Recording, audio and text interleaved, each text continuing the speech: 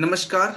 एनएसपीएफ education point पे आप सभी का हार्दिक अभिनंदन है और आशा करते हैं कि आप सभी कुशल मंगल होंगे। आज हम जॉनसन बास्केटबॉल टेस्ट से रिलेटेड वीडियो लेकर आप सभी के बीच में उपस्थित हैं। चलिए जॉनसन बास्केटबॉल टेस्ट के बारे में हम लोग जानते हैं। जॉनसन बास्केटबॉल टेस्ट, किसी भी टेस्ट को करने के लिए कुछ चीजों की जो जानना आवश्यक है। सबसे पहले उनका introduction, equipment required, text item और स्कोरिंग। चलिए इंट्रोडक्शन के पार्ट्स के ऊपर चलते हैं। Introduction, it is probably the oldest but the most commonly used text and was constructed in 1934 by Johnson during his research work for master degree. इस प्रशिक्षण को एल विलियम जॉनसन ने 1934 में बनाया था और ये उन्होंने जब मास्टर की पढ़ाई कर रहे थे उस समय में उन्होंने किया था। उस समय उन्होंने 180 बच्चों का चयन किया और 180 बच्चों को दो ग्रुप में डिवीजन किया। पहला ग्रुप में 120 बच्चे और दूसरे ग्रुप में 50 बच्चे को रखा। 120 बच्चे जो थे वह बाहरी स्तरीय प्रतियोगिता जैसे जिला स्तरीय, राज्य स्तरीय, राष्ट्र स्तरीय प्रतियोगिता नहीं खेले हुए थे और जो 50 बच्चे थे वो बाहरी स्तरीय जो जिला, राज्य, राष्ट्रीय स्तर पर खेले हुए थे। इसमें उन्होंने वैधता और विश्वसनीयता को व्यक्त किया है, जिसके द्वारा हम लोग मानते हैं जो वैलिडिटी है 0.88, वैलिडिटी का हिंदी है वैधता और रिवैलिडिटी का हिंदी है विश्वसनीयता, तो 0.89 से मापते हैं। इसके बाद चलते हैं इक्विपमेंट रिक्वायर्ड। इक्विपमेंट रिक्वायर्ड में हम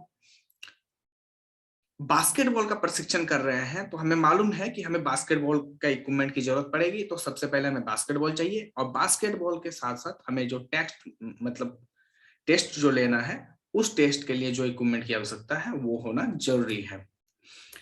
इसके बाद है टेस्ट आइटम। टेस्ट आइटम में basketball, basic basketball skill test है जिसको हम लोग 3 भाग में डिवीजन किए हैं। पहला है फील्ड गोल स्पीड टेस्ट, दूसरा है बास्केटबॉल थ्रो फॉर एक्यूरेसी और तीसरा है बास्केटबॉल ड्रिबलिंग टेस्ट। इसके बाद जो हम लोग दूसरा भाग में इसको डिवीजन किए हैं टेस्ट आइटम को, वो है potential basketball skill test. Potential basketball skill test में footwork, jump and reach, dodging run और ब्रेथ टेस्ट है। अब पोटेंशियल बास्केटबॉल स्किल टेस्ट को यहां हम लोग नहीं रखते हैं जॉनसन बास्केटबॉल में, क्योंकि यह फिटनेस का एक भाग है और ये सभी लगभग सभी फिटनेस ही में कराए जाते हैं। अब इसका एम के बारे में जानते हैं। एम मतलब उद्देश्य, to assess the general playing ability of basketball players. Basketball के खिलाड़ियों का जो क्षमता है उसको जानने के लिए यह बनाया गया था। The text consist of 3 items of basic skill which are described below। ये 3 प्रक्रिया है जिसके माध्यम से हम इस चयन प्रक्रिया को करते हैं, टेस्ट लेते हैं। पहला है field goal speed test, basketball throw for accuracy और बास्केटबॉल ड्रिबलिंग टेस्ट। चलिए हम लोग पहले फील्ड गोल स्पीड टेस्ट की ओर चलते हैं। फील्ड गोल स्पीड टेस्ट, इसमें क्या बोल रहा है उसको देखते हैं। The tasker ask basketball player to stand to any position under the basketball and required to make maximum number of basketball in 30 second.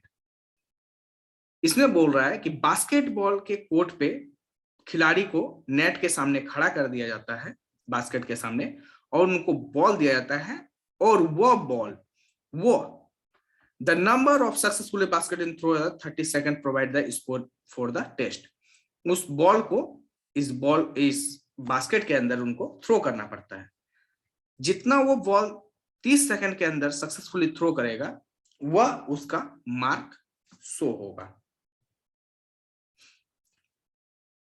Scoring producing, तो number of successful basketball in 30 second, 30 second के अंदर successful जितने भी basket करेंगे उनको measurement का ability वही सही है।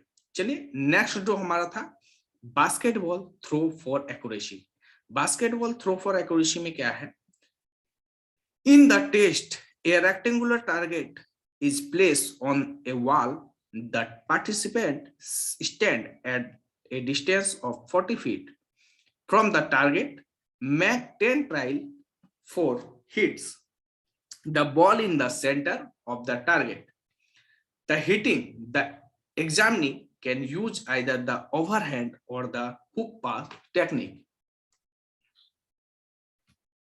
इसमें एक मैं फिगर के माध्यम से इसको बताता हूं जिससे आपको अच्छे तरीके से क्लियर हो जाएंगे।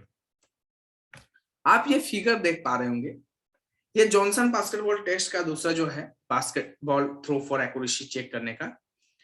यहां हमने बताया था कि एक वॉल होता है और वॉल के सामने में एक टारगेट होता है। यहाँ पे जो टारगेट है यहाँ खड़ा रखा जाता है और वॉल को, ठीक है, ये रेक्टेंगुलर शेप में 3 शेप बनाया जाता है। पहला जो है वो 60 बाई 40, फिर उसके अंदर 40 बाई 25 और फिर उसके अंदर 20 बाई 10 इंच का बनाया जाता है। अब वो बनने के बाद 14 इंच का वहां यहां से ग्राउंड रूट से अपर के लिए उसका डिस्टेंस रहता है और इसका जो लंबाई है वो है 40 फीट का रहता है। टारगेट यहां से वो बॉल को थ्रो करता है। यदि बॉल इस वाले चतुर्भुजाकार में गिरेगा, रेक्टेंगुलर में गिरेगा तो उनको 3 पॉइंट मिलेगा। यदि इसमें गिरता है तो 2 पॉइंट और इसमें गिरता है तो 1 पॉइंट मिलेगा। अब इसको यदि हम सर्कल बेस में जानना चाहें तो सर्कल बेस में बता दूं, ये जो है 36 इंच के डिस्टेंस में रहेगा। इसके बाद आपका जो ये सर्कल है, पहला जो सर्कल होगा सबसे अंदर का वो 9 इंच का होगा। इसका बड़ा जो होगा वो 19 का होगा और उससे बड़ा जो है वो 29 का होगा सर्कल, ठीक है, और इसका डिस्टेंस 40 फीट ही रहेगा। तो मैंने बता दिया आपको कि इसमें पॉइंट का जो था हिट्स का, ठीक है, वो मैंने क्लियर कर दिया। मेजरमेंट का मैंने बता चुका हूं मैं, और मैं अब अगले टॉपिक के ऊपर चलता हूं जो बास्केटबॉल ड्रिबलिंग टेस्ट है, थर्ड टेस्ट है इसका। अब इसमें क्या है, the participant is required to cover maximum distance will dribbling around obstacles in 30 seconds. 4 obstacles, chair या hurdle, are arranged in a stand line at 6 feet apart. The first obstacle is 12 feet away from the starting line, which is 6 feet width. The participant is asked to begin dribbling from one end of the starting line and is required to dribble for 30 seconds in a zigzag manner around the turning at each obstacle point and by turning about at the fourth obstacle. इसका scoring का जो है वो भी मैं बताऊंगा, लेकिन चलिए इसको मैं आपको फिगर के माध्यम से बताता हूं जिससे आपको समझने में आसानी हो। तो आप ये फिगर देख सकते हैं, ये फिगर है, हमने अभी पढ़ाया था आपको कि जो बास्केटबॉल ड्रिबलिंग टेस्ट में ये जो है इसका जो चौड़ाई है ये 6 इंच का होगा, 6 फीट का होगा, सॉरी 6 फीट का होगा। और पहला जो ई होगा वो कितना का होगा, ये 12 फीट का होगा। इसके बाद जितना भी कोन का डिस्टेंस है वो 6-6 फीट का होगा। अब क्या है कि 10 यदि एथलीट यहां से स्टार्ट करता है और इस तरह का उसको चेनिंग करते हुए, ठीक है, घूमते हुए यहां तक आना है, 30 सेकंड का उनको समय है। 30 सेकंड में वो जितना भी बार वो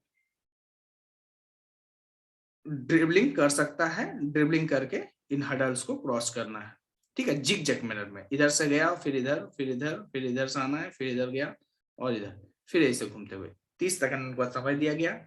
यहाँ ये आपका जो हडल्स यूज कर सकते हैं, कौन यूज कर सकते हैं, या चेयर भी यूज कर सकते हैं।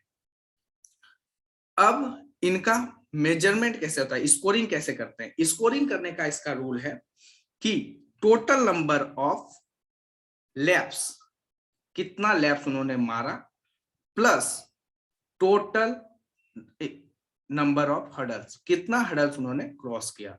ये जो नंबर है, ये जब ये होता है तब जाके उसका मेजरमेंट कर लेते हैं। और हम सभी ने ये जॉनसन बास्केटबॉल टेस्ट को पढ़ा। शायद आपको यह वीडियो पसंद आई होगी, आशा करते हैं। यदि आपको यह वीडियो अच्छी लगी है तो कमेंट करना ना भूलें, लाइक करें, शेयर करें और हमारे चैनल को सब्सक्राइब करें। धन्यवाद।